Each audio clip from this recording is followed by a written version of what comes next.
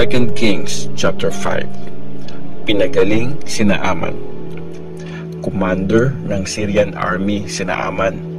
Mataas ang respeto sa kanya ng hari ng Syria kasi sa kanyang pamumuno pinagtatagumpay ni Lord ang Syria sa gera. Magaling siyang sundalo pero may sakit siyang ketong.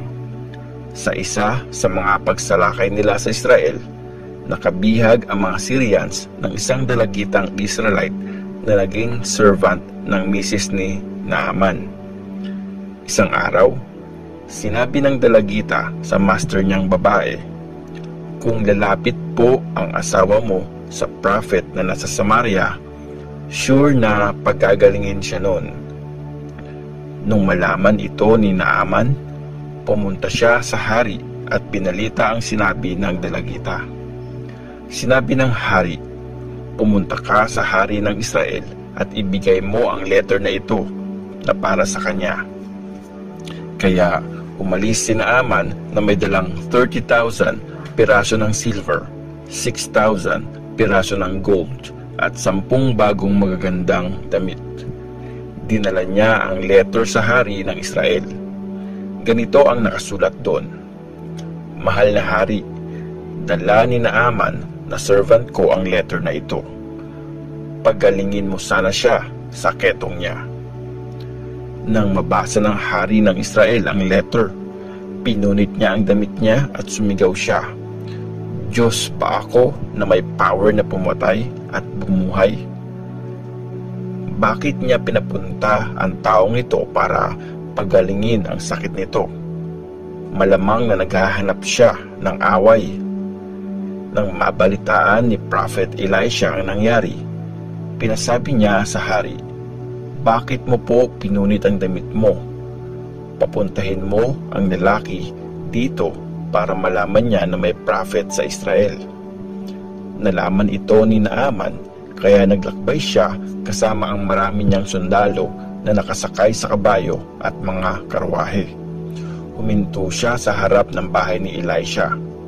Pinapunta ni Elisha ang servant niya para sabihin kay Naaman, "Maligo ka ng 7 beses sa Jordan River at babalik sa dati ang katawan mo at gagaling ka sa ketong mo." Pero galit na umalis si Naaman at sinabi, "Akala ko pa naman lalabas siya, haharapin ako, tatawag sa Diyos niyang si Lord, iwawagayway ang kamay niya sa tapat ng ketong ko at paggagalingin ako. At saka, di ba, mas malinis ang mga ilog ng Abana at Parpar sa Damascus kesa sa kahit anong ilog sa Israel? Di ba pwedeng dun na lang ako maligo para gumaling?" Kaya tumalikod siya at galit na umalis. Pero nilapitan siya ng mga servants niya at sinabi, "Sir, kung mahirap ang pinagawa sa iyo ng prophet, di ba gagawin mo yun? Ngayon pa na inutusan lang naman niya kayong maligo para gumaling?" Kaya pumunta si Naaman sa Jordan River at 7 beses na naglublob, gaya ng inutos ni Elisha. Bumalik nga sa dati ang balat niya, naging kagaya ng balat ng bata, at gumaling siya. Bumalik si Naaman at ang mga kasama niya kay Elisha. Sinabi niya, "Alam ko na ngayon na walang ibang Diyos sa mundo kundi ang Diyos ng Israel. Kaya please, tanggapin mo po ang regalo ko." Pero sumagot si Elisha, "Sinusumpa ko sa harap ni Lord, ang buhay na Diyos na pinaglilingkuran ko, di ako tatanggap ng kahit anong regalo."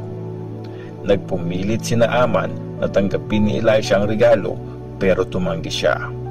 Kaya sinabi ni Naaman, "Kung ayaw mo talagang tanggapin ang regalo ko, hayaan mong kumuha ako ng lupa na pwedeng ikarga sa 2 donkey.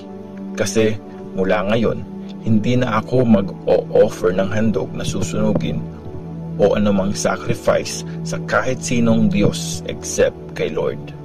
At sana patawarin ako ni Lord sa gagawin ko, kasi sinasama ako ng aking hari sa temple ni Rimmon na Diyos ng Syria para i-worship ito. Patawarin sana ako ni Lord sa paglood ko sa temple ni Rimmon. Umuwi kang mapayapa, sagot ni Elisha, at umalis na nga si Naaman. Pero nung di pa nakakalayo si Naaman, naisip ng servant ni Elisha na si Gehazi, pinabayaan ng master ko na umalis si Naaman nang walang binigay sa kanya na kahit ano. Dapat tinanggap niya ang inalok nito. Witness si Lord, ang Diyos na buhay, na hahabulin ko si Naaman at hihingi ako ng kahit ano sa kanya. Kaya hinabol niya si Naaman. Nung nakita ni Naaman na may lalaking humahabol sa kanya, bumaba siya sa karwahe niya para salubungin ito. Tinanong niya, "Anong problema?" Sumagot siya, "Wala naman po. Pinasunod po ako ng master ko para sabihin sa iyo na may kakarating lang na 2 kabataang prophets mula sa Ephraim. Kung pwede daw po na magbigay ka sa kanila ng 3,000 na piraso ng silver at 2 set na magagandang damit." Sumagot si Naaman, "Please, kunin mo itong 6,000 na piraso ng silver." Pilit niyang binigay ang mga silver. Nilagay ito sa 2 bag, kasama ang 2 set na magagandang damit. Pinapasa niya ang mga ito sa 2 niyang servant. Naunang lumakad ang mga servant kay Gehazi. Pagdating nila sa hill, kinuha ni Gehazi ang mga dala nila at pinasok sa loob ng bahay. Pinabalik niya na kay Naaman ang mga servants nito. Pagkatapos, bumalik siya sa master niya. Tinanong siya ni Elisha, "Saan ka galing, Gehazi?" Sumagot siya, "Di po ako umalis." Sinabi ni Elisha, "Di mo ba alam na nandun ang espiritu ko nung bumaba ang taong yon sa karwahe niya para salubungin ka? Di ito ang panahon para tumanggap ng pera, damit, mga taniman ng olive at ubas, tupa at baka, at mga lalaki at babaeng servants. Dahil dyan, forever nakakapit sa iyo at sa mga descendants mo ang ketong ni Naaman." Pagkaalis ni Gehazi, nagkaketong nga siya at naging kasing puti ng snow ang balat niya. 2 Kings chapter 6.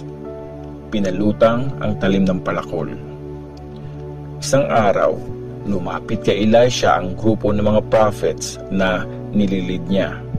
Sinabi nila, "Napakaliit na po ng lugar na tinitirhan namin.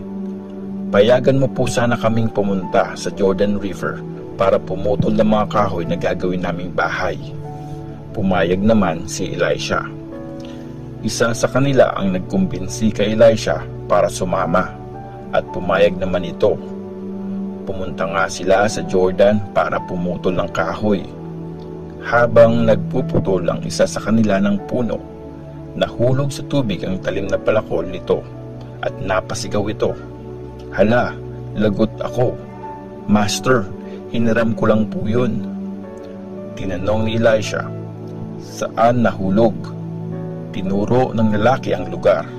Tapos pumutol si Elisha ng sanga ng kahoy, hinagis ito sa tubig at pinalutang ang talim ng palakol. Inutos ni Elisha, "Kunin mo yun." Inabot nga ng lalaki ang palakol. Natalo ang army ng Syria. Minsan, nakipaglaban sa Israel ang hari ng Syria. Nagtanong ang hari ng Syria sa mga officials niya kung saan sila magtatayo ng camp. Pero pinasabi ni Elisha sa hari ng Israel, "Huwag na huwag kayong dadaan sa lugar na yon kasi nag-aabang doon ang mga Syrians." Kaya nagpadala ng messenger ang hari ng Israel sa mga lugar na binanggit ng prophet ng Diyos para warningan ang mga tao doon. Ilang beses itong nangyari, kaya nakapaghanda sila. Sobrang nabahala ang hari ng Syria dahil dito. Kaya pinatawag niya ang mga officers niya at tinanong, "Sabihin niyo sa akin, sino sa inyo ang kakampi ng hari ng Israel?" Sumagot ang isa sa kanila, "Wala po, mahal na hari. Si Elisha na prophet sa Israel ang nagsasabi sa hari nila kung ano ang mga sinasabi mo kahit sa loob ng kwarto mo." Sinabi ng hari, "Hanapin mo kung nasaan siya at ipapahuli ko." May nagsabi sa kanya na nasa Dothan si Elisha. Kaya nagpadala doon ang hari ng Syria ng malaking army kasama ang mga nakakabayo at mga nakakarwahe. Gabi na nang dumating sila doon at pinalibutan nila ang bayan. Kinabukasan, maagang bumangon ang servant ni Elisha. Paglabas niya, nakita niya ang army ng Syria, pati na ang mga kabayo at mga karwahe na nakapalibot sa bayan. Bumalik siya kay Elisha at sinabi, "Ano pong gagawin natin ngayon?" Sumagot si Elisha, "Huwag kang matakot. Mas marami tayong kakampi kaysa sa kanila." Tapos, nagpray si Elisha, "O Lord, buksan mo po ang mga mata niya para makakita siya." Sinagot ni Lord ang prayer na yon at nakita ng servant ni Elisha ang bundok na punong-puno ng mga kabayo at mga karwaheng nag-aapoy na nakapalibot kay Elisha. Nung umatake ang mga Syrians, nagpray uli si Elisha, "O Lord, bulagin mo ang mga taong ito." At binulag nga sila ni Lord gaya ng prayer ni Elisha. Tapos, pinuntahan sila ni Elisha at sinabi, "Mali kayo ng dinaanan. Hindi ito ang city na hinahanap nyo. Sumunod kayo sa akin at sasamahan ko kayo sa taong hinahanap nyo." At dinala niya sila sa Samaria. Pagpasok nila sa Samaria, nagpray si Elisha, "O Lord, buksan mo po ang mga mata nila para makakita sila." Binuksan nga ni Lord ang paningin nila at nakita nilang nasa loob sila ng Samaria. Nung nakita ng hari ng Israel ang mga Syrians, tinanong niya si Elisha, "Papatayin ko po ba sila?" Sumagot si Elisha, "Wag, mahal na hari. Hindi mo nga pinapatay ang mga nahuli mong sundalo sa labanan. Sila pa kaya? Pakainin at painumin mo po sila at pagkatapos, pabalikin sa hari nila." Kaya nag-prepare ang hari ng Israel ng isang malaking handaan para sa kanila. At pagkatapos nilang kumain at uminom, pinabalik na sila sa hari ng Syria. Mula noon, tumigil na ang mga Syrians sa pagsalakay sa lupain ng Israel. Ang pagsakop sa Samaria. Paglipas ng panahon, kinador ni King Ben-Hadad ng Syria ang buong army niya laban sa Israel at pinalibutan nila ang Samaria. Dahil sa pananakop, nagkaroon ng tagutom sa city. Tumaas ang mga bilihin. Umabot sa 80 pieces ng silver ang presyo ng ulo ng isang donkey at 5 pirasong silver ang kalahating takal ng dumi ng kalapati. Isang araw, habang naglalakad ang hari ng Israel sa ibabaw ng pader ng city, sumigaw ang isang babae, "Mahal na hari, tulungan mo po ako." Sumagot ang hari, "Kung di ka tutulungan ni Lord, paano kita matutulungan?